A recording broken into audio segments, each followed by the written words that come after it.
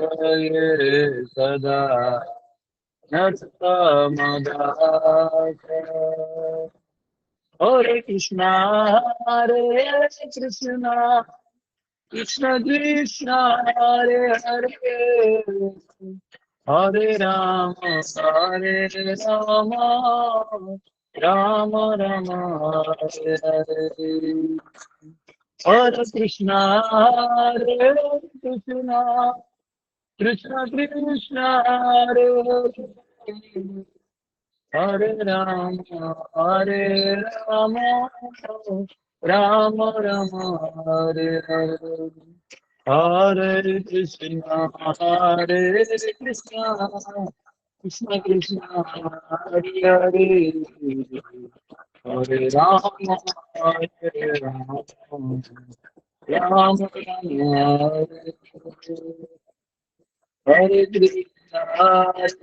कृष्णा कृष्ण कृष्ण हरे हरे हरे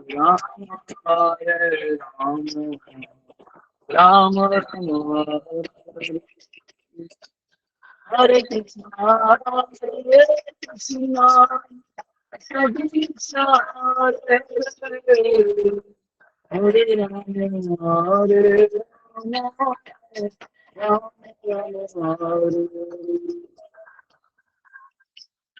जय जय हरे निताय जय गौर निताय जय प्रभुपाद प्रभुपाद प्रभुपाद प्रभुपाद योगदान करना हो जाएगा। हरे कृष्ण प्रार्थना करते हैं। ओम नमो भगवते वासुदेवाय ओम नमो भगवते वासुदेवाय ओम नमो भगवते वासुदेवाय नारायणं नमस्कृत्य नरं चैव नरोत्तमं देवीं सरस्वतीं व्यासं ततो जयमुदीरयेत् नष्टप्रायेषु भद्रेषु नित्यं भागवत सेवया भगवती उत्तमश्लोके भक्तिर्भवति नैष्टिकी कृष्णाय वासुदेवाय देवकी नंदनाय च नंदगोपकुमाराय गोविन्दाय नमो नमः। हरे कृष्णा कृष्णा कृष्णा हरे हरे हरे राम राम राम हरे हरे। ओम अज्ञानतिमिरन्दस्य ज्ञानाञ्जनशलाकया चक्षुरुन्मिलितं तस्मै श्रीगुरुवे नमः। नमां विष्णुपदाय कृष्णपृष्ठाय भूतले श्रीमते भक्तिवेदांत स्वामिनिति नाम्ने नमस्ते सरस्वती देवे गौरवाणी प्रचारणे निर्विशेष शून्यवादी पाश्चात्य कारणे जय श्री कृष्ण चैतन्य प्रभु नित्यानंद श्री अद्वैत गदाधर शिवासति गौर भक्तवृंद। हरे कृष्णा कृष्णा कृष्णा हरे हरे हरे राम राम राम हरे हरे। हरे कृष्ण। तो भीष्मदेव अभी सूत गोस्वामी जितना भगवान के बारे में बताना था वो बता दिया भीष्मदेव ने युधिष्ठिर को। और अब जो है धर्मशास्त्र और आत्मशास्त्र का जो सम्मेलन है इसके बारे में भीष्म अवगत कराने वाले हैं युधिष्ठिर को। तो ये सुनने के लिए अपना सीट बेल्ट बांध के रखिएगा और ऑक्सीजन मास्क जरूरी हो तो अपने आप ड्रॉप हो जाएगा। तो क्योंकि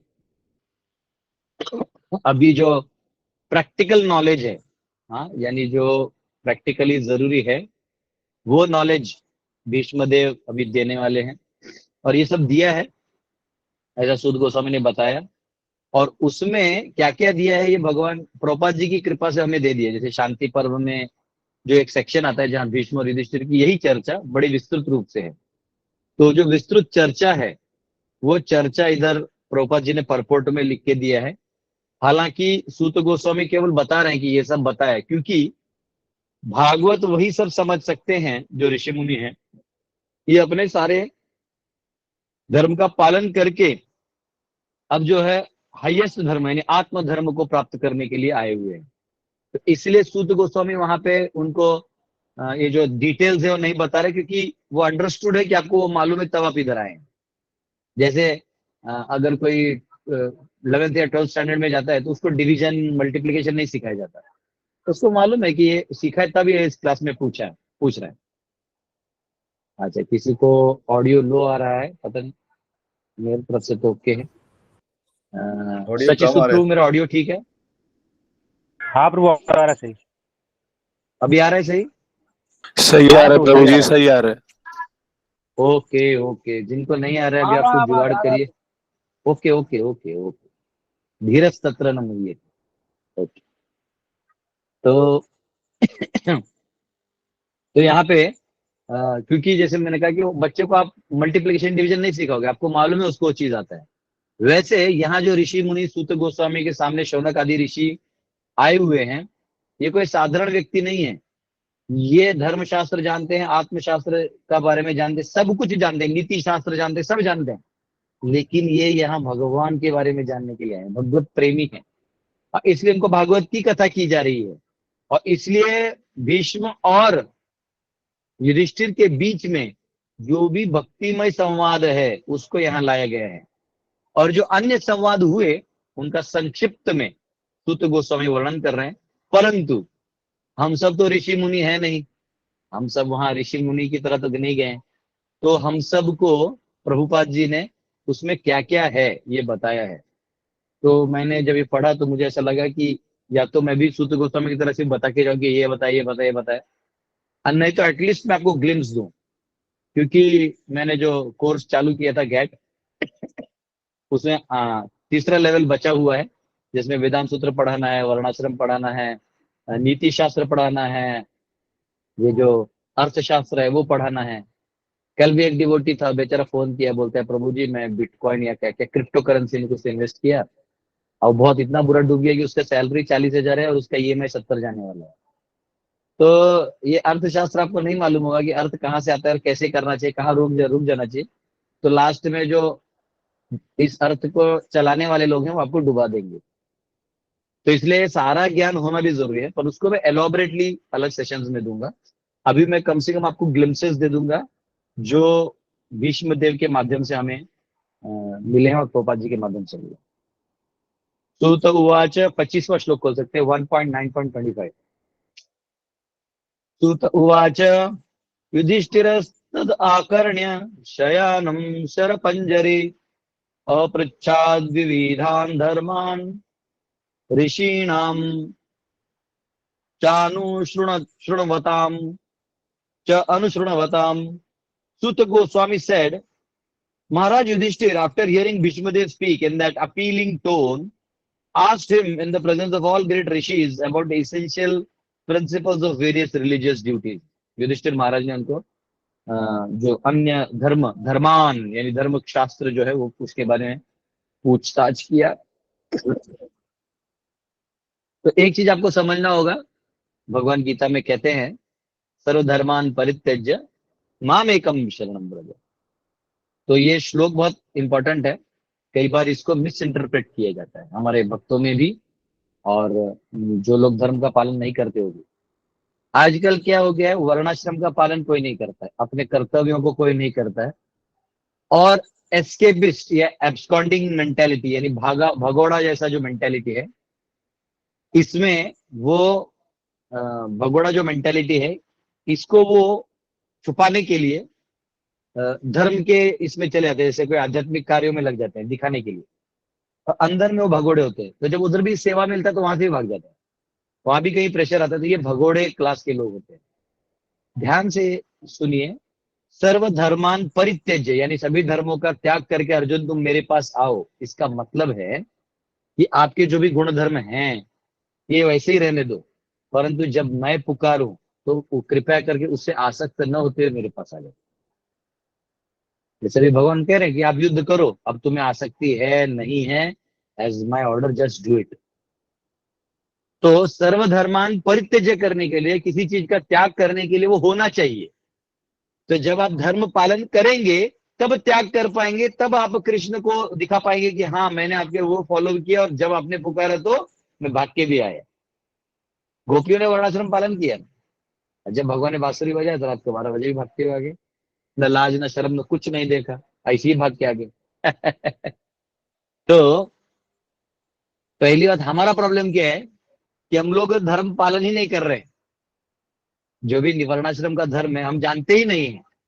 ना बच्चों के 16 संस्कार है, ना ना ना ना, ना पति पत्नी कैसे रहना चाहिए पता है, ना माता पिता के साथ कैसे व्यवहार करना चाहिए, और जमीन और गाय के साथ कैसे अर्थव्यवस्था बनाना चाहिए, ये पता ही नहीं है।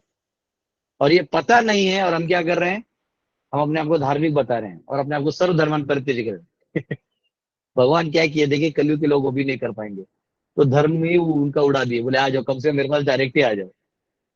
तो ठीक है, हम लोग जहां भी है परिस्थितिवश कालवश है, वो तो चेंज होगा, पर मूल इसका डेफिनेशन ये है कि सर्वधर्मान परित्यज्य, जो धर्म है यानी जो आपका गुण धर्म है, वो जब भगवान पुकारे तो छोड़ के आ जाना चाहिए।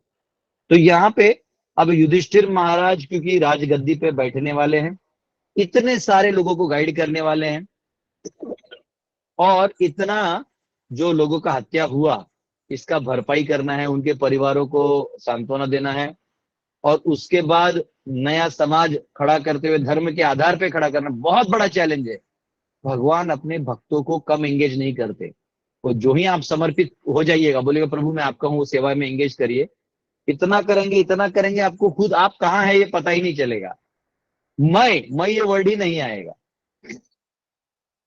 तो यहाँ पे कहा गया है कि अब एक प्रभात परपोट में बहुत सुंदर चीज बताते हैं। Lord Krishna inspired Maharaj Yudhishthira to ask Bhishmadev in the presence of many great sages. तो ये सवाल भी अब देखिए, जैसे हम कहते हैं ना, एक पत्ता भी भगवान की इच्छा के बिना नहीं हिलता।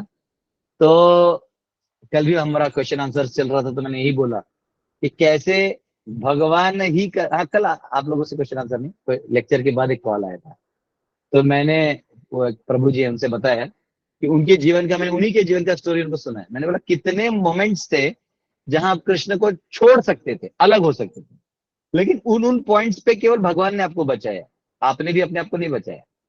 उन परिस्थिति में भी भगवान ने आपको डाला ताकि आप उनके पास आए, तब वो मान गए। लास्ट में मैंने बोला कि देखिए इसलिए आपकी पत्नी ने आपको समय दिया है अध्ययन करने के लिए, तो माता जी वही थी, कहती मैं यही हूँ।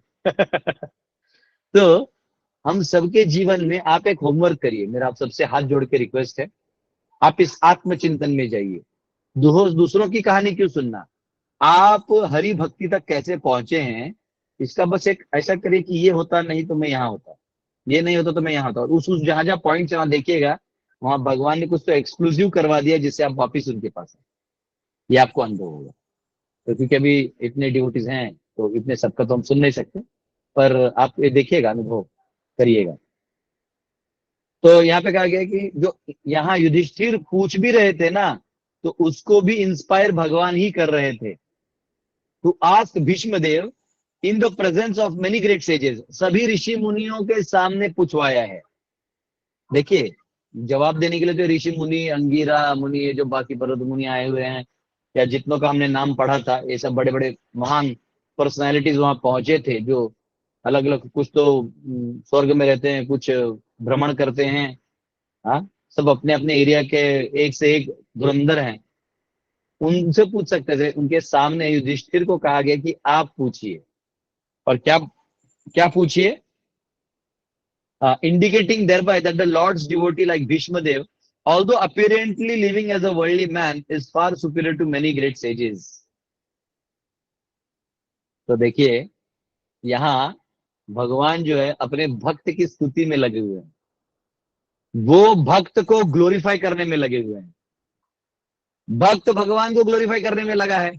अब यहां से जस्ट 4-5 श्लोक पीछे चले जाइए, क्या हो रहा था, भीष्म युधिष्ठिर के माध्यम से, और जो यहाँ ऋषि मुनि है वो सब भी क्या सुन रहे थे, कृष्ण की स्तुति सुन रहे थे कि ये कौन है, ये हमारे बीच चल रहे हैं, बोल रहे हैं इनको don't take him casually, he is the supreme personality of godhead and not supreme, he is the original personality of godhead, ये ओरिजिनल है, तो तुम कहाँ हो। तो सब ऐसे चकाचौंध हो गए, अब भगवान देख रहे हैं कि मेरी स्तुति कर रहे हैं, तो भगवान जो है ना वो अपने भक्तों को अपने सर के ऊपर रखते हैं, ऐसा एकदम। ये देखिए ये स्वभाव आप सबका भी होगा, क्योंकि हम सब जीव हैं, जन्मादि से अतः जो भगवान का स्वभाव है हम में भी होता है। आप ये देखिएगा कि आपके साथ किसी ने बहुत अच्छा किया है, आपको निरंतर प्रेम करता है, आपके प्रति बहुत दया भाव रखता है, बहुत प्रेम भाव रखता है, तो आप क्या करते हो, आप उसको, उसके हर बात को मान लेते हो, कभी कभी वो गलत भी बोलते तो मान लेते हो, क्योंकि उसका प्रेम इतना ज्यादा होता है। भगवान का भी वही है कि अगर कोई उनको भक्ति भाव से प्रेम करता है, वो उस व्यक्ति को छोड़ नहीं पाते। वो उस व्यक्ति के लिए वो उस व्यक्ति के लिए अपने आप को ही दे देते हैं। अहम भक्त पराधीन, मैं ही भक्त का पराधीन हो जाता हूँ। वो जैसे नचाएगा मैं नाचता हूँ, वो जैसे बोलता है वैसे मैं करता हूँ। तो यहाँ पे भीष्म देव की स्थिति के लिए युधिष्ठिर महाराज को प्रेरणा दिया भगवान ने, और उनसे ये पूछवाया, ये दिखाने के लिए। देखिए, ये सब क्वेश्चन आंसर तो ये लोग भी कर सकते थे, लेकिन ये दिखाने के लिए कि मेरा भक्त अगर अंतिम क्षण में भी हो, मौत की शैया पे भी बैठ सोया हुआ हो, पूरी तरह से घायल हो, फिर भी उसे कोई भी फर्क नहीं गिरता। He is not affected by material. यहाँ लिखा गया, देखो क्या कहा गया, आई सुपीरियर। तो कह रहे हैं, another point is that Bhishma Dev at that time was not only lying on the deathbed of arrows, but was greatly aggrieved because of that state. अब केवल वो बाण से नहीं लगे थे, उससे अब शरीर में आप जानते हैं कितनी यातना हो सकती है। One should not have asked him questions at that time. उनको उस समय में सवाल जवाब करने का कोई आप वो जा रहे हैं, आप उनसे क्या पूछ रहे हो, इतने जो बाकी इनको बुला लो। नहीं, तो भगवान क्यों करवा रहे थे? But lord Shri Krishna wanted to prove that his pure devotees are always sound in body and mind by dint of spiritual enlightenment. And thus, in any circumstances, a devotee of the Lord is in perfect order to speak of the right way of life. तो ये भगवान दिखाना चाहते थे कि मेरा भक्त अंतिम क्षण तक भी जो है वो मेरा ही चिंतन करते रहता है, वो स्थिर रहता है। तो आप देखिएगा, कोई मुझे एक, आप लोग प्रॉम्प्ट नहीं करेगा, हाथ ऊपर करिएगा कि मैं 2 ही 3 लोग आंसर लूंगा। एक उदाहरण देना है जो ऐसे ही भीष्म देव की तरह अंत तक उनको देख के यही लगा कि ये व्यक्ति अनटच्ड है मटेरियल नेचर से। एक हाथ, यस, एम पर से किसी का हाथ उठाए, मारुति पर से। बस, जय प्रभुपाद, जय जय श्री प्रभुपाद की जय। तो श्रील प्रभुपाद जी जो थे, ये बहुत ही स्पेशल थे। उन्होंने अपने गुरु की आज्ञा को 1922 में ही, जब वो अपने प्रभुपाद को मिले, तभी वो 26 साल के थे और गृहस्थ थे, उनको 2 छोटे बच्चे भी थे तभी। तो आजकल तो लोग 26 में डिग्री कंप्लीट करते हैं और 30 में शादी करते हैं, लेकिन जिनको अक्ल है वो 20 में शादी कर लेते हैं। तो तो इधर क्या है, 26 में प्रभुपाद जी अपने जब मिलने गए अपने गुरु को, तो उनके गुरु ने, भक्ति सिद्धांत सरस्वती ठाकुर ने कहा, what are you doing here, you are educated man, go to the west and preach. जाओ, वेस्ट में जाओ और प्रीच करो। हमारा चैतन्य महाप्रभु का जो अचिंत्य भेद अभेद तत्व है, ये आज समाज में जरूरी है, जाओ प्रचार करो। और फिर उन्होंने, प्रभुपाद जी ने उसको दिल में तो लिया, लेकिन प्रचार नहीं कर पाए, बड़ा अंदर से बोझ जैसे लगता था। तब उन्होंने क्या किया, उन्होंने जाके जितने उनके गुरु भाई थे सन्यासी, तो जब प्रभुपाद मुंबई में भी थे, तो अपने सन्यासी गुरु भाइयों को, बड़े बड़े लोगों से जाके, क्योंकि वो बिजनेसमैन थे, तो अपने गुरु भाइयों को लेके बड़े बड़े सन्यासियों से मिला के कार्य करवाते थे। और उसके बाद जब वो प्रयाग में थे, तो वहां भी उन्होंने किया। सब जगह उन्होंने अपने गुरु भाई, कोलकाता में भी थे तो वहां भी उन्होंने ये सब किया।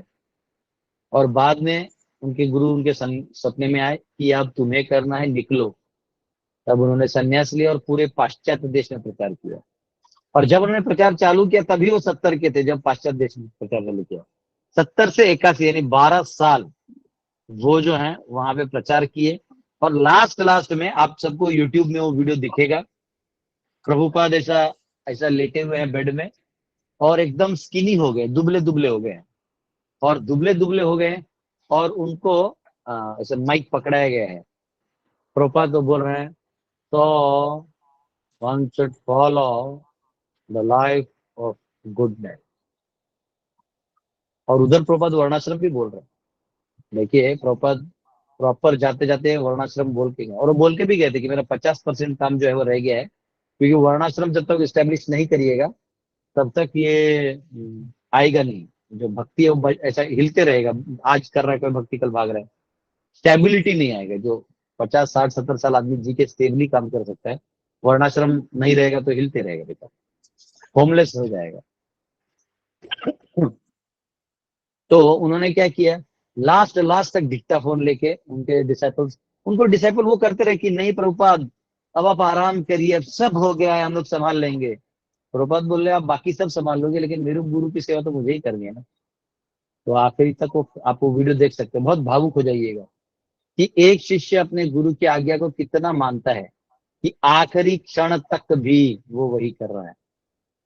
तो यहाँ पे ये कहा गया कि भगवान दिखाना चाहते थे कि भीष्म जो है वो अनटच्ड है। इससे पता चलता है, देखिए ध्यान से, ये परपोर्ट किसने लिखा है, ये परपोर्ट प्रभुपाद ने लिखा है, it takes one to know one. और प्रभुपाद ने परपोर्ट लिखा है, मतलब कितना डेप्थ है, कितने अच्छी तरीके से भीष्म की स्थिति और भगवान की भक्ति के जहाँ तो उनको प्रॉपर अंडरस्टैंडिंग। और इसलिए जब प्रभुपाद जा रहे हैं तो ये अंडरस्टैंडिंग हम सबको होना चाहिए कि देखो प्रभुपाद जब जा रहे थे तो एक्चुअली क्या हो रहा था। वरना नॉर्मल जो कोई वहां कोई मेडिकल बंदे को ले आओगे, हाँ वो तो बोलेगा नहीं नहीं इनका अभी ये जो है हम लोग सर्जरी कर देते हैं तो ठीक हो जाएंगे और 10 साल जी लेंगे। वहां वो नहीं दिख रहा है। प्रभुपाद बोल रहे वो सब नहीं है यहाँ पे। टिल एड जन्मे जन्मे प्रभु से ही आरना कौरी हम मने आशा, श्री गुरु चरणे रति ऐसे उत्तम गति, हे प्रसाद पूरे सर्व आशा। हाँ, तो वो भी एक है ना, गुरु मुख पद्म वाक्य चित्ते कोरियाई क्या, आरना करी हो मने आशा।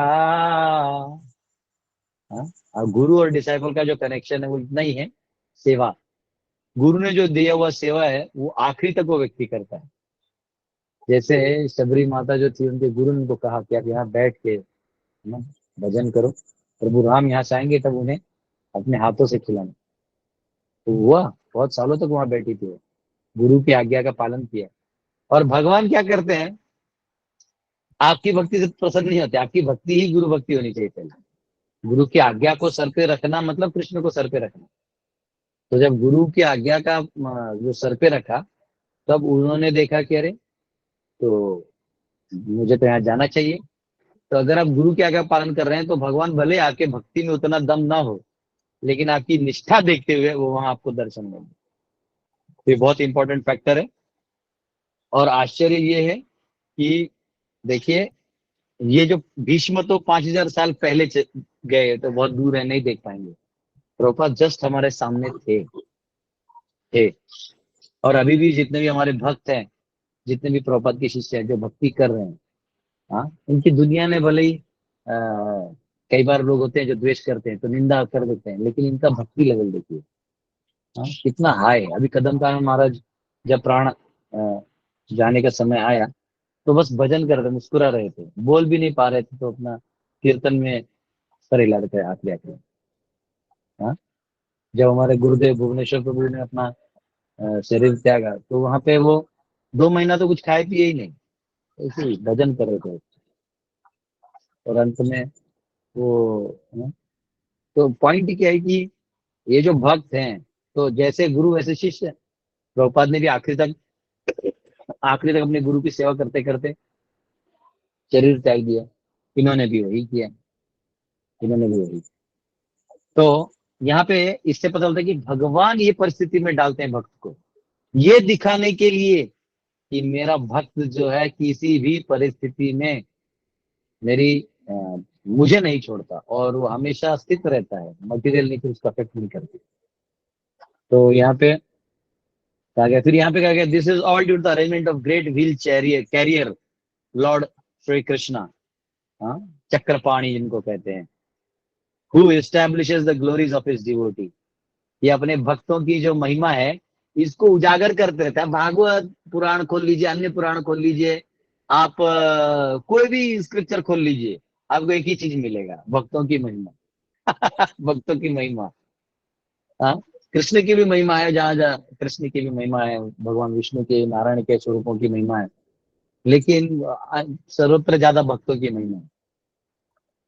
तो यहाँ पे कहा गया the father likes to see the son become more famous than himself. एक बाप जो है अपने बेटे को अपने से ज्यादा फेमस होना चाहता, देखना चाहता है कि ये मुझसे ज्यादा फेमस है। And the lord declares very emphatically that the worship of his devotee is more valuable than the worship of the lord himself.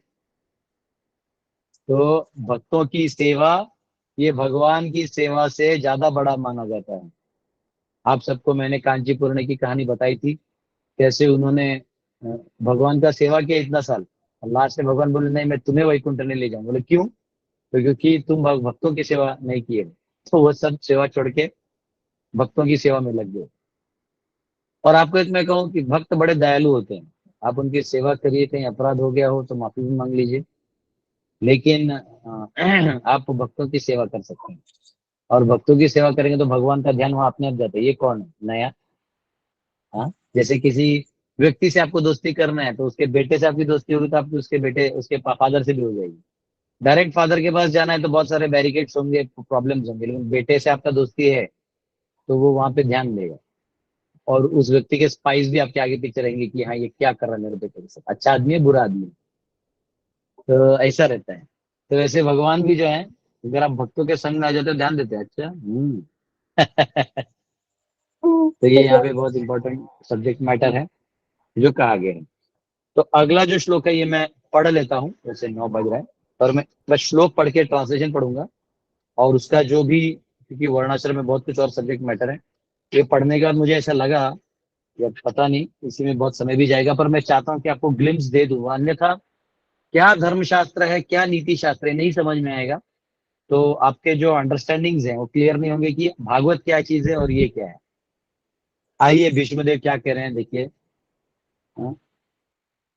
पुरुष स्वभाव विहितान यथा वर्णम यथाश्रमम वैराग्य राग उपाधिभ्याम आमना तो भय लक्षणान।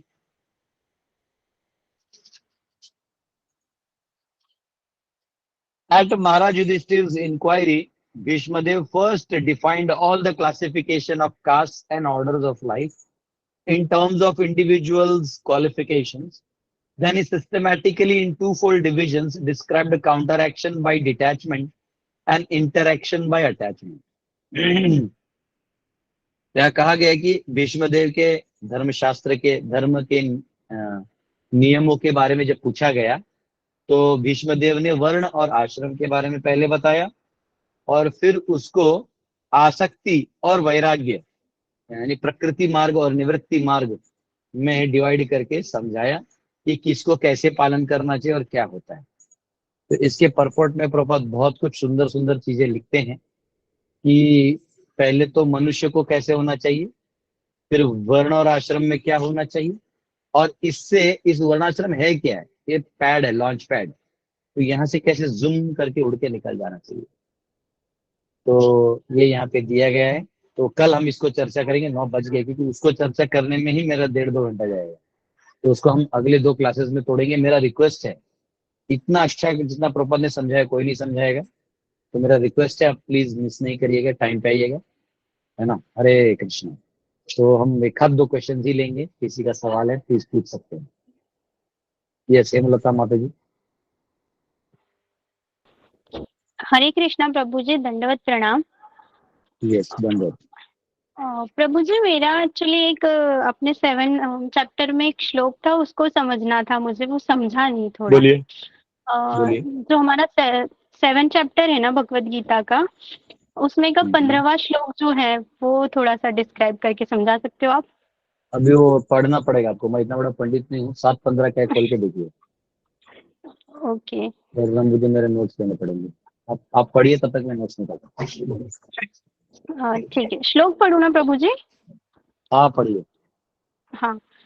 न माम दुष्कृतिनो मूढ़ः हाँ ठीक है प्रबद्धन्ते ना, नराधमा। नराधम, हाँ ठीक है। 4 प्रकार के नराधमों का वर्णन है। तो आपको क्या चाहिए जी प्रभु एग्जैक्टली? जी। तो वो तो उसमें उसमें तारों के बारे में ही बताया गया है, तो वो मैं थोड़ा समझ नहीं पा रही थी।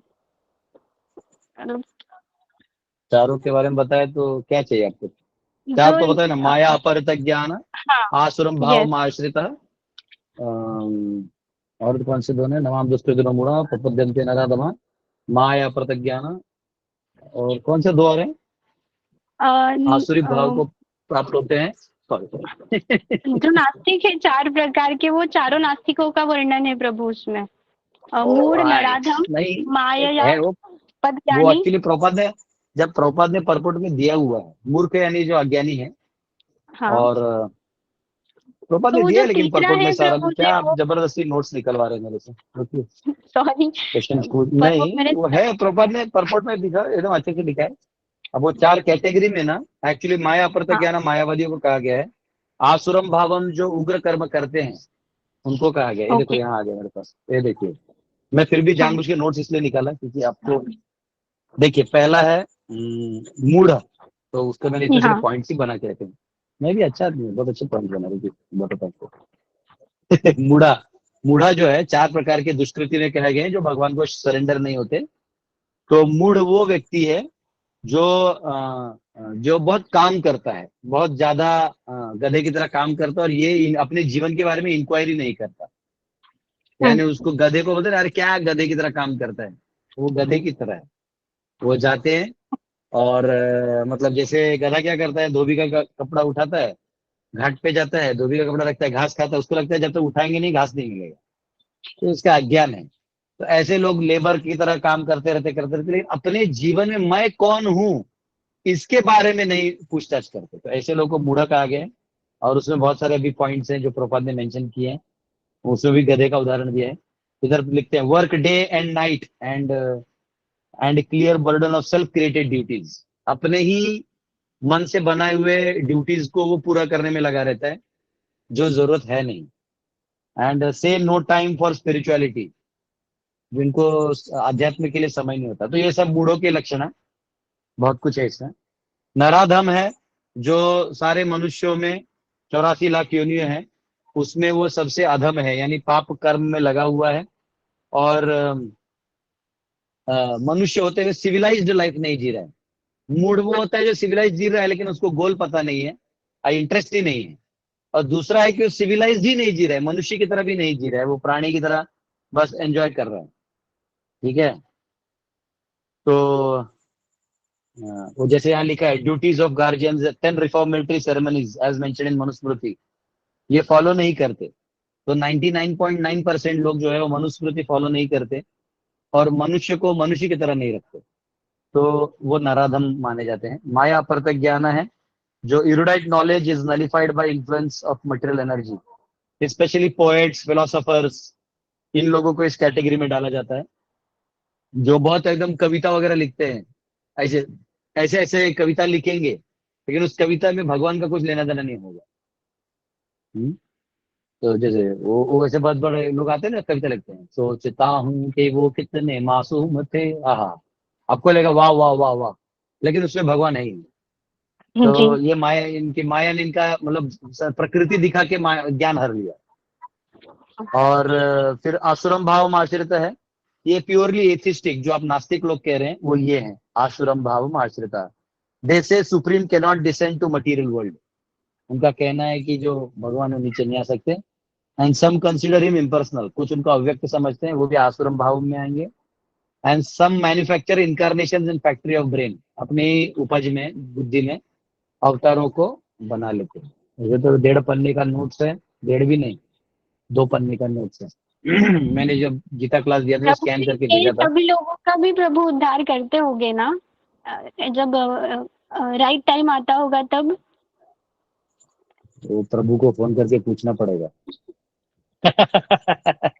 तो वही प्रभु जी वो ज्यादा, मतलब मैं उन लोगों की दशा को समझ ही नहीं पाई कि ये ऐसा क्यों है, मतलब इतने कैसे हो सकते नहीं हैं। नहीं, ऐसा आपको दशा समझने की जरूरत नहीं, क्योंकि एक समय हम लोग भी वही थे, आप भी वही थे, हम भी वही थे।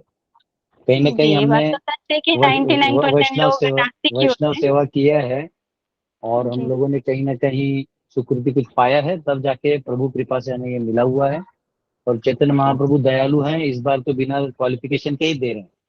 तो हम लोगों ने लिया है, इसका मतलब ये नहीं हो गया कि हम उन लोगों का भी एनालिसिस करके बैठे रहे। हमको देखना है नहीं कि वो ये कैटेगरी में है और उनको हम क्या दे सकते हैं, ये देखना है। उनको प्रसाद खिलाइए, उनको कीर्तन में प्रवेश दिलाइए, ये इम्पोर्टेंट ओके। है। ओके। हाँ मतलब वही हरे कि ये कृष्ण। लोग नास्तिक बन सकते हैं, ये चांसेस है ना? सब बनेंगे। या अब ओके, धन्यवाद प्रभु जी का। आप जैसे भक्तों ने इतना टेंशन ले लिया तो भगवान भी सोच रहे होंगे, कर देते थैंक यू यस, प्रभु हरे जी, कृष्ण। धन्यवाद। यस, बोलिए। हरे कृष्णा। ओके, कोई नए डिवोटीज जिन्होंने कभी क्वेश्चन नहीं पूछा, बहुत छुपे छुपे रहते हैं। हाँ, ए आर पर से किसी ने हाथ ऊपर किया, ए आर, रेड, अरविंद पाठक। हरे कृष्णा प्रभु जी, दंडवत प्रणाम। दंडवत प्रभु जी, दंडवत। हाँ, आज के स्टडी से रिलेटेड नहीं है, प्रत्येक मन में आता। जैसे राजा परीक्षित को विष्णु राज कहते हैं, विष्णु भगवान द्वारा रक्षित थे ये, इसलिए इसको विष्णु राज कहते हैं। तो सुखदेव गोस्वामी को ब्रह्मराज कहते हैं, उसका क्या कहना है? जब भी मैंने क्लास दिया था तो बताया था वो देखना पड़ेगा। टेक्निकली किसको पूछना पड़ेगा। वो पढ़ा था तो उतना ही था मेरे पास। तो मेरा वह वर्ड दिया हुआ है एक्चुअली, वो मैंने पढ़ा भी था, नोट भी बनाए थे। एक मिनट, दिया हुआ है। कौन सा वर्ष था वो याद है? मैं वो उसमें परपोर्ट में दिया हुआ है और मैंने बताया भी था, पर मैं अभी मेमोरी में। याद है आपको? मेरे को याद है, मैं आपको कल बता दूंगा नहीं कहीं याद है को। प्रभु। अभी भक्तों में किसी को याद है तो बता सकते हैं, पर मुझे, मैंने मेरे नोट्स स्टिक पेपर भी निकाल दिए। नहीं तो मैं बता देता आपको। चौथा अध्याय है हाँ हाँ। प्रभु जी, चौथा अध्याय है। ओ, चौथा अध्याय में है ना वो? एक्चुअली वो मेरा दूसरा, मेरे पास जो, मध्ये। मेरे मेरे पास जो अध्याय वो 8वें से चालू हो रहा है, 8वें चैप्टर से है, मेरा छोटा वर्जन है। तो ठीक है, मैंने बनाया था, आपको पिछले लेक्चर्स में जाना होगा प्रभु जी। आप अगर सुने होंगे तो उसमें है। ठीक है। आप पहले वाले लेक्चर सुने हैं क्या? नहीं। नहीं, आपको सुनना चाहिए। उसमें मैंने दिया था, जो प्रॉपर ने लिखा था वही दिया था, पर अभी मेरे को एग्जैक्ट याद नहीं, मैं कुछ और बोल दूंगा तो कंफ्यूजन हो जाएगा। तो उनका भी दिया था, बिकॉज परीक्षित को विष्णु ने फैसला नहीं, वो विष्णु को ही खोज रहे थे इसलिए विष्णु राज थे, और ये ब्रह्म खोज रहे थे इसलिए इनको ब्रह्म रखते थे, ऐसे कुछ तो है। पर मैं भी वो वापिस में पन्ना खोलूंगा तब आपको बताऊंगा, कल बताऊंगा। जी प्रभु। अरे, हरे कृष्ण। टेक्निकल चीजें जो है ना अंदर जानी पड़ती है। यस। ओके, और किसी का कोई क्वेश्चन? यहाँ पे एक हाथ दिख रहा है जिसमें दिव्य कमल का फूल दिख रहा है। यस, आइकॉन में, बोलिए। हरे कृष्णा प्रभु जी, दंडवत प्रणाम। दंडवत दंडवत। हरे लिमिटेड दंडवत प्रणाम आपके चरणों में। सो प्रभु जी, दो तीन वैसे डिस्कशन से रिलेटेड नहीं है, बट दो तीन क्वेश्चन मेरे को जो परेशान कर रहे हैं। एक तो परमात्मा मुक्ति के रिगार्डिंग। सो कई कई जन से सुना है कि जो योगी जन होते हैं तो वो जैसे परमात्मा रूप से भी मतलब मुक्ति पा सकते हैं, उनमें लीन होकर एकत्व प्राप्त करके। तो इसलिए मैं थोड़ा ये जानना चाह रहा था कि ये पॉसिबल है या नहीं है, क्योंकि यूजुअली तो हम मतलब है ना अलग ही रहेंगे इन अ वे, मतलब सो एक तो ब्रह्म ज्योति मुक्ति हो गई। जी मतलब ऑफ कोर्स वो मुक्ति इन अ वे है नहीं, बट तो इनको थोड़ा आप समझा सके तो। एक एक तो पहला क्वेश्चन ये है, और दो छोटे छोटे बिल्कुल ब्रीफ में, या जैसे भी आपको अच्छा लगे। जी राधे। देखिए, बहुत सिंपल है। जीव जो है ना, ये एक पुरुष है, व्यक्ति है, ये एक पर्सनालिटी है। तो पर्सनालिटी जो है ना, ये पर्सनालिटी, वो पर्सनालिटी ही टच करके रख सकती है। यानी आप किसी आदमी से मिलेंगे तो उसको पर्सनलिज्म लगेगा, आप उससे प्यार से बात करिए, वन टू वन उसकी भाव को समझिए, वो आपका हो जाता है। लेकिन उसको आप सिस्टम से समझिएगा कि यहाँ आप ये हैं तो यहाँ रहिए, वहां रहिए, तो उसमें प्यार नहीं आता, पर्सनलिज्म नहीं। तो वैसे ही ब्रह्म ज्योति जो है वो आपको इस संसार के बंधनों से मुक्त तो कर देती है, परंतु आपको पर्सनलिज्म का कोई फीचर वहां मिलता नहीं। तो थोड़ी देर रह के आप फिर चुप बैठ जाते। जैसे आपको किसी ने मारामारी हुआ कहीं, तो दोनों को अलग कर दिया जाता है, एक अलग अलग रूम में फैसिलिटीज के साथ रख दिया जाता है। तो आप थोड़ी देर तो रह सकते हो, पर बाद में कोई है नहीं, पर्सन को है नहीं, तो आप बोलते नहीं, इससे अच्छा मैं लड़ाई करूंगा, पर वहां छोड़ दो। तो इसलिए मुंबई के लोग है ना इतने रश में रहते हैं, लेकिन रहना एक साथ एक एक लोग के साथ ही जाते हैं, छोड़ना नहीं चाहते क्योंकि पर्सनलिज्म ज्यादा है वहां पे। ठीक है। तो वैसे ही ये जीवात्मा जो है ब्रह्म ज्योति में ज्यादा समय रह नहीं पाता, फिर आके वो आगे बढ़ता है। जो परमात्मा में ध्यान करते हैं लेकिन उनके पास परमात्मा की ओर जाने का ऑप्शन नहीं होता, उनके पास या तो ब्रह्म की ओर जाने का होता है, नहीं तो भक्ति। तो जो ब्रह्म में जाते हैं तो फिर वही केस 1, और केस 2 है तो पुनर्जन्म होगा और अगला भक्ति करने का मौका मिलेगा। तो जो भक्ति करते हैं फिर उनको भक्ति का जो साइंस है उसमें अंदर डेवलप होते हैं, और फिर अंत तो गत्वा भगवान के चरण कमलों में आश्रय होगा।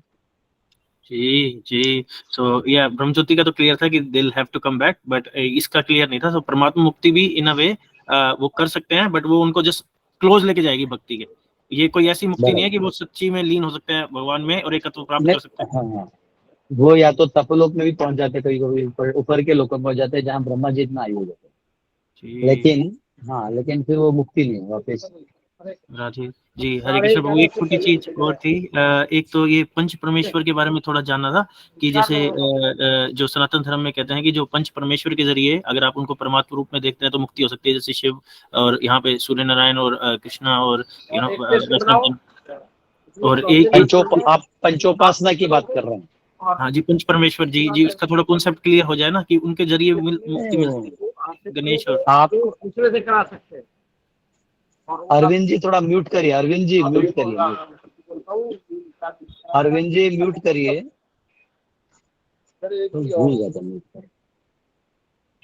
तो देखिए पंच उपासना जो है ये एक्चुअली कहीं स्क्रिप्चर में डायरेक्टली पंच उपासना नहीं, परंतु पंच उपासना ये बीच में शंकराचार्य के माध्यम से किया गया था, और इसको बाद में जैसे बहुत सारे संप्रदायों ने भी लिया। तो इसमें ऐसा है कि जैसे हमारे वैदिक कल्चर में जो है सनातन धर्म में, आप कहीं भी कोई नॉर्मल हिंदू मंदिर बनाता है तो वो हर एक का डालेगा, देवियों को भी डालेगा, कृष्ण को भी डालेगा, राम को भी डालेगा, सभी को डाल दो भाई, टेंशन नहीं। तो ऐसा नहीं होता है। जैसे अब ये इतने इतने बड़े बड़े लोग हैं तो आपको मालूम होना चाहिए कौन कहाँ है। और आराधना जो है, इष्ट जो है, आप सबको नहीं रख सकते। आप आपका सबके प्रति आस्था, उनका अपना प्रेम वो अलग जगह, पर इष्ट जो है आपके भजन के जो इष्ट हैं उनको आपको एक रखना पड़ेगा, एक चित्त में होकर करना पड़ेगा। तो इसलिए पंचोपासना है कि उसमें शक्ति आ गई तो विष्णु आ गए, तो शंभु तत्व आ गए, तो सारे तत्वों को मिला के रख दिया ताकि आप टेंशन ना लें। लेकिन वो शंकराचार्य के समय में जरूरी भी था क्योंकि लोग नास्तिक होते जा रहे थे, तो वहां उन्होंने सबको लाके सबको इकट्ठा किया। तो ये एक तरह से सराहनीय है। पर अगर हमको वैकुंठ जाना है, गोलोक जाना है, तो ऐसा कहते हैं Krishna is a jealous lover. Krishna ऐसा है कि वो केवल आपको चाहता है, तो इसलिए आपको इष्ट को जो है बहुत स्वाभाविक रूप से प्रेम करना पड़ेगा और वैसे भजन करना पड़ेगा। जी जी। हरे कृष्ण प्रभु, एक लास्ट छोटी सी चीज है कि ये जो एक तो जो कम्युनिकेशन है स्पिरिचुअल वर्ल्ड के अंदर, जो लैंग्वेज और ये इशू मेरे को थोड़ा अटका कि क्या वहाँ मीडियम रहता है। आप कितना माला करते हो? जी प्रभु, माला तो कभी 16 भी कर लेते हैं, कभी ज्यादा भी कर लेते हैं, कभी कम भी कर लेते हैं, अभी सस्टेनेबल नहीं है। बट ये लास्ट अगर आप थोड़ा सा क्लियर कॉन्सेप्ट कर देते हैं। नहीं नहीं नहीं, वो तो मैं सारे क्वेश्चन का आंसर दे दूंगा, पूछ रहा हूँ। जी तो माला करते हो तो भगवान क्या सुनते हैं? जी ना, भगवान तो भाव सुनते हैं। जी जी। बीमार है। तो अध्यात्म में भाषा कौन सी होगी? जी अच्छा, भाव की भाषा। जी जी प्रभु। ठीक है, तुम जी समझ गए। जी महाराज जी, बहुत ओके, धन्यवाद प्रणाम जी आपको, सभी भक्तों को चरणों में अनंत प्रणाम प्रणाम। हरे कृष्ण। जय। यस, राहुल भगत जी। दंडवत प्रणाम प्रभु। मेरा एक पर्सनल दंडवत क्वेश्चन है एक्चुअली, मतलब आज के डिस्कशन से शायद तो रिलेटेड नहीं होगा, पर क्या होता है लगभग 24 साल से ना मैं मार्केटिंग में हूँ, LIC agency and real estate agency. तो काफी कड़ा पालन करने की कोशिश करता हूँ मैं, ना चाय पिलाता हूँ ना पीता हूँ, पीना तो सवाल ही नहीं है, कांदा लहसुन खाते नहीं तो खिलाते भी नहीं है। पर जैसे कि कल बर्थडे सेलिब्रेशन के लिए कुछ दोस्त लोग बहुत आग्रह कर रहे थे कि पार्टी दे वगैरह ऐसा, या तो फिर उससे भी बड़ी बात ये होती है कि हमारे जो कस्टमर्स होते हैं उनका ईगो हमें संभालने की जरूरत पड़ती है, क्योंकि थोड़ा तो ये कांदा लहसुन का जो मामला है, क्योंकि उसमें आध्यात्मिक तौर से तो बहुत बड़े पाप है, गोहत्या जैसे, तो खाना खिलाना तो दूर की बात है। तो अब तक तो मैं फॉलो कर रहा हूँ, उसका थोड़ा साइड इफेक्ट बिजनेस पे भी हो जाता है। तो आपकी क्या सलाह रहेगी, इसमें कैसे डील करना चाहिए? क्योंकि एक वैष्णव मैंने देखा जिन्होंने जगन्नाथ होटल डाल दिया, पर उसमें भी कांदा लहसुन बांटते रहते हो, मतलब खिलाते रहते हैं। दीक्षित वैष्णव है, तो कैसे इसको कैसे देखा जाए, या कैसे मैं सोल्यूशन निकालूं, या क्या करूं, कैसे अप्रोच करूं? किसने क्या किया वो इम्पोर्टेंट नहीं है, आपने क्या किया वो आपका लेवल है। तो आपका लेवल क्या है वो देखिए। जैसे मैं आपको उदाहरण देता हूँ कि अर्थ जो है पैसा, ये जितना झूठ बोलोगे, जितना फरेब करोगे, उतना कमाओगे। जैसे अभी अभी कोई एक पॉलिटिशियन कम गुंडा या जो भी जिसको कहिए, जिसके पास 12,000 करोड़ या कुछ बड़ा अमाउंट, 12,000 से भी ज्यादा कुछ अमाउंट उसके पास है, उसका भाई मारा गया, खुद मारा गया, बेटा मारा गया, बीवी फरार है, उसके राइट और लेफ्ट हैंड के जो गुंडे हैं सब गायब हैं, तब तुम्हारे तो जनाजे में भी कोई नहीं है। तो इतना पैसा कमा के किया क्या? और अकाल मर गया, मतलब मरा भी नहीं कि भाई 80-90 में बुढ़ापे में घी तेल नमक अच्छा खा के मरा है, पहले ही मार दे, वो भी भरे रास्ते में ठाई ठाई करके मारा है। तो आप जिस तरीके से धंधा चालू करते हो, उस तरीके से ही आपका जीवन सर्कल बनते जाता है। अगर आप गन्स दिखा के अपना पेट भर रहे हो, तो गन दिखा के ही आपकी जो है जिंदगी परेशान की जाएगी।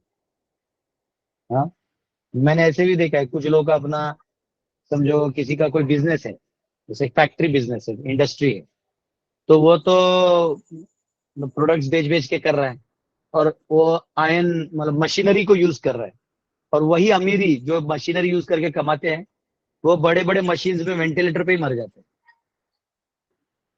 तो ये ऐसे ही चलता है। आप हरे कृष्णा करोगे, देखिए भीष्म देव बाहर से जो थे, लेकिन अंदर से सब वो भगवतमय कर रहे थे, तो लास्ट में भगवान स्वयं यहाँ सामने बैठे थे। प्रभुपाद ने दुनिया को हरे कृष्णा किया, तो लास्ट में जब प्रभुपाद हुआ थे, तो सारी दुनिया वाले वहां हरे कृष्णा कर रहे थे, सारे सारे देश के सभी भक्त वहां बैठ के हरे कृष्णा कर रहे थे, कोई बाहर रो रहा था, कोई अंदर रो रहा था। तो क्वेश्चन है, आप क्या चाहते हैं? आप चाहते हैं कि चलो मैं कांदा लहसुन खिला के बिजनेस करूं, तो करिए, करने में कौन रोका है, आपको पैसा तो आ जाएगा। पर लास्ट में आप कांदा और लहसुन के बोरिए के बीच में रहेंगे। आप जब मर जाएंगे, तो आपके पिंड में भी लोग कांदा लहसुन का ही आइटम ला के देगा।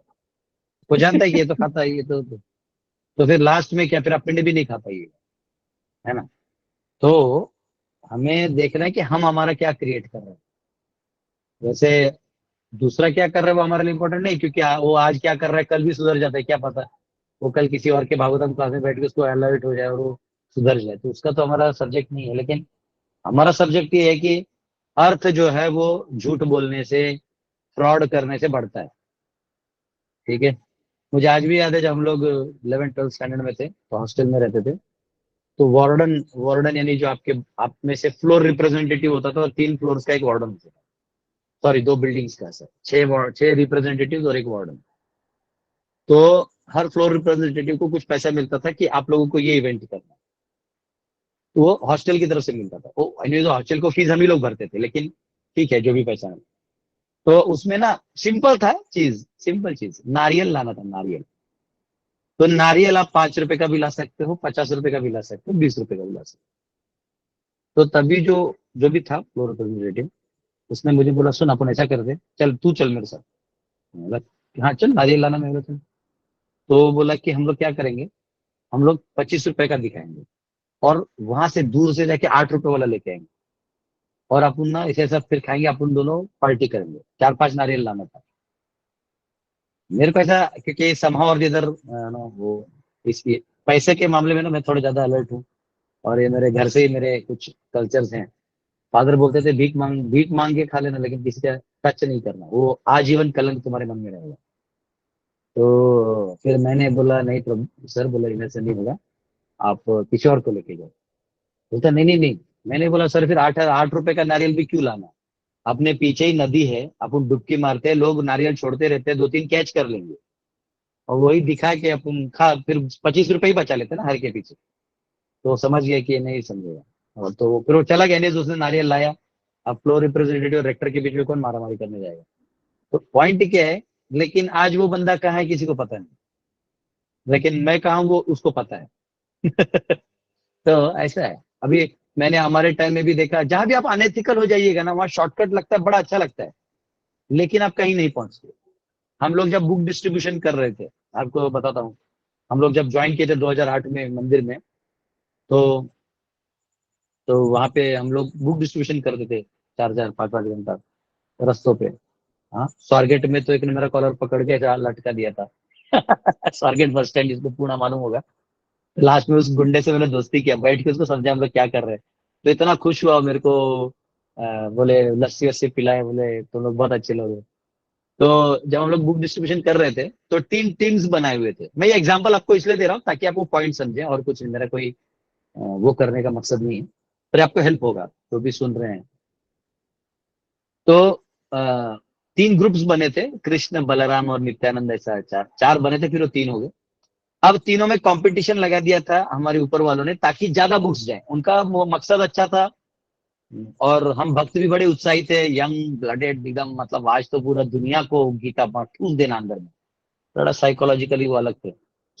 अब हमारे ग्रुप्स बन गए। अब क्या हुआ, हम 36 लोग थे, हम 12-12 के 3 ग्रुप्स थे। तो एक ग्रुप ऐसा था जो चीटिंग नहीं करता था, यानी वो लोग बहुत सोबर थे, we should not do like this, ऐसे वाले। और वो, लेकिन उनका स्कोर बहुत कम रहता था, ज्यादा नहीं रहता था, थोड़े थोड़े रहता। और 2 और ग्रुप थे, तो उसमें क्या था कि दोनों भी पैसा डाल डाल के जीतते थे। यानी क्या करते थे, ये क्या करेगा कि जो कहीं से किसी डोनर से पैसा ले लेगा, और उसमें दिखाएगा कि ये 5 बॉक्स का पैसा वो अंदर डाल देगा, और लास्ट में जो लास्ट डे काउंट होगा ना, लाइक आपके टीम का 100 बुक्स गया, मेरा 98 गया है, या मेरा सिर्फ 70 गया है, तो मैं कहीं से रात भर में 50 बुक्स का, यानी 120 बुक्स मेरे हो जाएंगे, ऐसा पैसा मैं दे दूंगा, तो मेरे स्कोर में आ जाएगा, पर बुक्स नहीं गया होगा। तो एनीवेज वो कोई अच्छा टेक्निक नहीं था। अब वो जिसको पैसा मिला उसको क्या पता, पैसा मिला उसका काम हो गया। लेकिन आज जितने लोगों ने वो किया, वो कोई भी उस स्टैंड में नहीं है कि वो कहीं जाके आज गीता बांटे, या वो कहाँ है वो किसी को पता भी नहीं। तो देखिए, ठीक है, आपने गीता बांटा, आपने अपने हिसाब से किया, भगवान आपको, चलो आपने उसमें एब्सोल्यूट को टच किया, इसलिए एक तरह से अलग है। परंतु एथिकली आपका एग्जिस्टेंस जो है, मोरल आपका लो हो जाता है। आपका मोरल लो हो गया तो आपका जो एंथुजियाज्म है वो लो हो जाता है, और एंथुजियाज्म भी लो हो गया तो स्ट्रगलिंग जो फेज आएगा उसमें आप गिर जाइएगा। तो ऐसा व्यक्ति जो है, तो आप एक नियम तोड़ दीजिएगा तो दूसरा तोड़ने में समय नहीं लगेगा, तीसरा चौथा पांचवा, कब अभक्त हो गया आपको पता नहीं चलेगा। भगवान दयालु है, वो आपको उठाएंगे, गुरु दयालु है, आपको उठाएंगे, वैष्णव वापिस उठाएंगे। पर आपको अपना अस्तित्व जो है, खुद के अंदर से ग्लानि जो है, वो बड़ी तीव्रता से होगी। उससे उभरना इतना आसान नहीं है। इसलिए पहला मिस्टेक भी हमें नहीं करना चाहिए, मिस्टेक से भी पहला मिस्टेक नहीं करना चाहिए। हो जाए तो दी बेस्ट पॉसिबल एफर्ट्स डाल के उसको सुधारना चाहिए। होगा भाई, हम लोग भगवान नहीं है, हम err to err is human, हम मनुष्य हैं, हम लोग गलतियां करेंगे। तो आप अगर प्याज लहसुन बेचते हैं तो कई बार होता है, लोगों को होटल खोलना होता है, लोन ले लिया होता है, अब ऐसा नॉर्मल में बिकेगा नहीं प्याज लहसुन के बिना, तो वो, तो ये भी शॉर्टकट है, वो चाहता है कि जल्दी जल्दी ज्यादा पैसा मिले, तो वो ऐसा कुछ करता है। कई बार मैंने देखा है कि कोई बिजनेस खोलता है और उसको एथिकल पता नहीं होता कि कितना लोगों से लेना चाहिए और कितना झूठ बोल के लेना चाहिए, और लास्ट में क्या होता है कि कहीं ना कहीं वो लॉस में चले जाता है। ये सब जगह देखा है। मेरा एक खास दोस्त है, वो जब इसमें फंस गया तो मेरा, यार तू कैसे फंस गया, बोला यार पता ही नहीं चलता है इसमें कब आदमी, अभी वो ड्रीम 11 खोलिए, मेक माई 11 क्या क्या बोलते हो, सब खोलिए बोलते हैं, और लास्ट में बोलते हैं कि ये खेल जोखिम से भरा हुआ है, अपने उससे खेले, कुछ तो कुछ अलग ना। रिस्क हाँ, रिस्क प्रभु जी, रिस्क रिस्क रिस्क है नहीं, आजकल वो आता है ऐड में, हिंदी में बोलते हैं, अपनी जिम्मेदारी पे। अपनी जिम्मेदारी पे खेलें। ये देखो, तो अपनी जिम्मेदारी से खेलें। अबे कमीने, जब हमारी जिम्मेदारी पे छोड़ना है तो ऐड का ही दिखा रहे हैं, हमारा देख लेंगे ना। मार्केटिंग तू हमारे ब्रेन में ठूस ठूस के करेगा, हमको जुट्टों का जुआ खिलवाएगा, अभी जुआ खेलने के बाद बोलेगा आपकी जिम्मेदारी थी। ये तो और देख लीजिए हमारी सरकार कहाँ जा रही है, सरकार भी उसी धंधे में पैसा बना रही है, सरकार में शांति का है, कोई भी सरकार हो। आईपीएल देख लीजिए, पूरा जुआ है, आईपीएल जो आपको लगता है ये टीम जीतेगा जीतेगा, अचानक से उसके 8 विकेट गिर जाते हैं, क्योंकि यहाँ अगर करोड़ों पैसा यहाँ लग चुका है, तो यहाँ इस प्लेयर्स को मालूम रहता है कि अपना आईपीएल जो बिका हुआ प्लेयर, जो प्लेयर पैसे के लिए खेल रहा है, आप कह रहे हो कि वो पैसा नहीं लिया होगा, वो मैच खेलते वक्त पैसा नहीं लेगा, हो ही नहीं सकता। अगर आपने मतलब कोई नौकरी कर रहा है और उसको 10,000 की नौकरी मिली और उसको साइड, यहाँ क्रिकेटर लोग एक्टिंग कर रहे हैं, उनको पैसा ही खत्म नहीं हो रहा है, उनको एक तो खेलने के करोड़ों मिल रहे हैं, फिर बीसीसीआई से लाखों लाखों रुपए की सैलरी मिल रही है, इतना होने के बाद भी उनको पैसा कम गिर रहा है। उसके बाद वो एड, चड्डी बनियान का एड लेके घूम रहे हैं सब लोग, उसके बाद जुआ खेलने का एड दे रहे हैं। अरे शर्म करो यार, शर्म करो, कहीं तो स्टॉप करो सब लोग, नॉट ओनली देम, हम सब अपनी मर्यादाओं को भूल गए हैं और हम सिर्फ पैसा पैसा, सब कोई पैसा पैसा कर, और लास्ट में क्या होने वाला है, समाज डूबने वाला है। और वैसे भी अब तुम्हारा कोई समाज बचा नहीं, तुम्हारा ये अगला जनरेशन तो डूब चुका है। अगले जनरेशन गाइडलेस है, होपलेस है, अनट्रेन्ड है, अनसिविलाइज्ड है। आप किसके लिए इतना सब बना रहे हैं, बड़े बड़े ब्रिजेस, हाईवेज, रोडवेज, किसके लिए? जिनको गाड़ी कितने स्पीड पे चलाना है पता ही नहीं, उनको रोकने के लिए 10 लोग लगते हैं। और वो भी रोकने के लिए नहीं रहता, वो इसलिए रहता है कि उसको मार्च एंडिंग है, तेरे से पैसा वसूल करना है। अब तुम साधु है कि नहीं है, वो किसको भी रोक के ले लेता है। एक बार मेरे जेब में 1,000 रुपए था, उस दिन बहुत दर्द हुआ। मैं उसको बोला सर इतना ही है, तो वो साहब बोला ठीक है 700 दे, थोड़ा रख ले तू भी। मैं बोला वाह मेरा ही पैसा लेके तू ही रख ले। तो पॉइंट क्या है कि हमें ये समझना चाहिए कि बहुत पैसा पैसा पैसा पैसा करते रहेंगे तो एक दिन पैसा पैसा पैसा में ही डूब जाएंगे। आपके सामने आपका सारा पैसा दुनिया लूट लेगा, समझे, और आप वहीं एक लाफिंग स्टॉक हो जाएंगे। ओके प्रभु, हरे कृष्ण। थैंक यू प्रभु। आपकी बातों से एक लीला याद आ रही है मुझे प्रभुपाद की। उनका कोई मतलब स्ट्रगल पीरियड था बिजनेस का, तो कोई बहुत बड़ा डील होने वाला था, शाम की मीटिंग रखी थी, तो वो बीच में उठ के चले गए थे शायद, बोले मेरा अभी गौर आरती का टाइम हो रहा है, अपन बाद में बात करके, तो वो डील हुआ नहीं उनका, पर आज प्रभुपाद की वजह से हम लोग इधर है। बराबर बराबर, यस। थैंक यू विवेक प्रभु। विवेक विवेक शिंदे या विवेक, हरे कृष्ण प्रभूजी, विवेक शिंदे यस बोलतोय. प्रभू, यस यस प्रभू. प्रभूजी आता माझं जसं स्टुडंट एज आहे, तर काही असे एम्स असतात की असं हे करायचंय ते करायचं, असं पण मोठे मोठे असतात की असं करायचंय. पण ऐन टाइमला नाही का एक दुसरा पण एक व्ह्यू येतो की अरे ह्याच्यात आपण जास्त मटेरियलिस्टिक तर नाही होईल, आणि जर आपली ती मधून इच्छा असली नाही आपण ह्याच्यामध्ये करू, तरी एक मनात भाव असतो नाही आपण ह्याच्यासाठीच करायलो, आपल्याला म्हणजे सेन्स ग्रॅटिफिकेशनसाठीच हे करायलो, आपल्यासाठीच करायलो असं असं वाटतं. कारण कसं आई वडिलांच्या पण काही इच्छा असतात, आपल्याला पण काही असं आता काही ड्रीम असं डिझायर असतं की हे बनायचं आपल्याला लाईफमध्ये, ही अचीव्ह करायचं. तर ह्याला कशा कॉन्शियसनेस मध्ये बघावं की ह्याला आपल्याला ह्याच्यामुळे करायचं, आणि हे मटेरियलिस्टिक आहे का असं आपण कसं म्हणजे डेफिनेट अशा लाईन कशा काढावी बाजूला. तो एक्चुअली प्रभु जी ये पूछ रहे हैं कि एम्बिशियस होना और सेटिस्फाइड होना, इसके बीच में एक लाइन के बारे में बताइए कि कहाँ रुकना है कहाँ नहीं रुकना है। स्पेशली वो कह रहे हैं कि कभी कभी द्वंद्व का परिस्थिति आता है कि आगे बढ़ना, ये बड़ा रिस्क लेके काम करना है, कि कभी कभी लगता है नहीं रहने दो। तो इसमें देखिए आपको एक चीज बताता हूँ, आपका अपना जो सामर्थ्य है, आपका अपना जो एक सामर्थ्य का मतलब जो पुरुषार्थ है, एनर्जी लेवल है, उससे आपको अंदर से फील आएगा कि ये मैं कर सकता हूँ, तो उसको कर लेना चाहिए, कोई दिक्कत नहीं है। फेल भी हुआ तो भी चलेगा। आपको लग रहा है मैं नहीं कर सकता हूँ, पर थोड़ा इसमें घुसूंगा तो अनुभव लेके इसको कर सकता हूँ, तो भी आप कर दीजिए। लेकिन आपको लगता है मेरा फील्ड है ही नहीं, मैं यहाँ जाके फ्रस्ट्रेट हो जाऊंगा, तो मत उतरिए। समझ रहे हैं? तो ये आपको खुद थोड़ा एनालिसिस करना होगा, और जब समय आए तो उस फील्ड के लोगों से थोड़ा सलाह मशवरा कर लीजिए कि इसमें क्या क्या है, रिस्क समझिए और अपना फिर समय दीजिए, कोई दिक्कत नहीं। आपको हमेशा माता पिता का लग रहा है कि हाँ ये जरूरी है तो करिए, कोई दिक्कत नहीं। आप बेस्ट पोस्ट पे जाइए, कौन बोला आपको, आप टॉप पोजीशन पे जाइए, आप करिए ना, आप भी वो बनिए जैसे बड़े बड़े आजकल मिनिस्टर्स हैं जो बड़े बड़े काम कर रहे हैं, तो वैसा बड़ा काम करिए, कोई दिक्कत नहीं। जा सकते हैं तो करिए। कोई भी फील्ड में बड़े बड़े लोग होते हैं, जैसे बेस्ट लॉयर्स होते हैं, बेस्ट डॉक्टर्स होते हैं, बेस्ट इंजीनियर्स होते हैं, इनका नाम होता है, मतलब लोग बोलते हैं कि इनसे करवाए तो आपका प्रॉब्लम पक्का क्लियर। तो उतना बड़ा बन सकते हैं आप, बनिए ना, उसमें कोई दिक्कत नहीं। लेकिन सेटिस्फैक्शन का शू पहनना होगा, समझ रहे हैं? आपको सेटिस्फैक्शन लाना होगा। ठीक है, लोभ में नहीं जाना। एक लेवल बाद आपको ये मालूम होना चाहिए कि हमको आध्यात्म में भी समय देना है। जैसा भी इन्होंने प्रोपा जी का उदाहरण दिया ना, तो आपको मालूम होना चाहिए कहाँ ये और कहाँ वो। ठीक है, यस प्रभु जी, थैंक यू। हरे कृष्ण। वैसे ये आंसर मैंने गोल गोल घुमाए जैसा लग रहा है, तो ठीक है। हरे प्रभु जी कृष्ण। एकदम असं जडपणा येतो, एकदम असं सॅच्युरेशन एकदम असं जड वाटतं, म्हणजे इकडे भी जाता येत नाही तिकडे भी जाता येत नाही।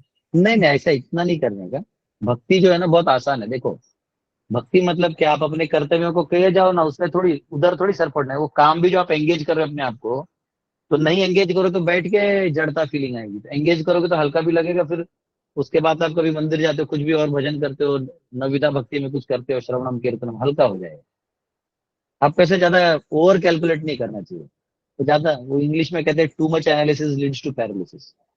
बहुत ज्यादा एनालिसिस मत करिए, हल्का हो जाए, हल्का। ठीक है, ये 9:33 हो गया है। आधा घंटा लेक्चर और आधा घंटा क्वेश्चन आंसर हो जाता है। श्रील प्रभुपाद की जय। कल मिलेंगे। हरे कृष्ण। हरे कृष्णा प्रभु। हरे दंडवत कृष्ण, दंडवत प्रणाम। कृष्णा प्रभु जी, दंडवत प्रणाम। प्रभु जी, हरे कृष्णा प्रभु जी। हरे कृष्ण प्रभु जी, दंडवत प्रणाम। हरे कृष्णा प्रभु जी, दंडवत प्रणाम। हरे कृष्ण। हरे कृष्ण प्रभु जी, दंडवत प्रणाम। हरे कृष्ण प्रभु जी, दंडवत प्रणाम।